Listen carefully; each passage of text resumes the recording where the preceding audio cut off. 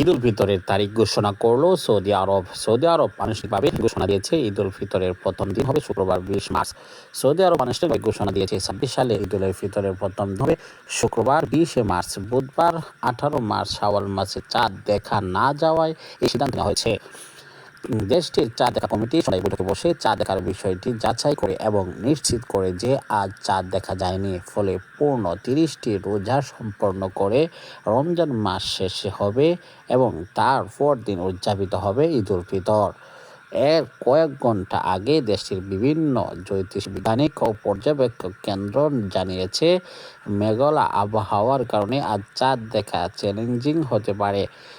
তুমাইর, সোদাইর ও আল হারিক পর্যবেক্ষণ কেন্দ্রগুলো থেকে জানানো হয়েছে আকাশ মেঘাচ্ছন্ন থাকায় চাঁদ দেখার সম্ভাবনা কমে গেছে। বিশেষ করে তুমাইর ও সোদাইরে আকাশ পুরোপুরি মেঘে ঢেকে থাকায় খালি চোখে চাঁদ শনাক্ত করা কঠিন হতে পারে।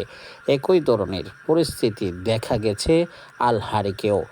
অন্যদিকে দাম্মাম পর্যবেক্ষক কেন্দ্র, যে স্থান থেকে প্রথমে চাঁদ দেখা যায়, সেখানেও মেঘলা আকাশ পর্যবেক্ষণে বাধা সৃষ্টি করেছে।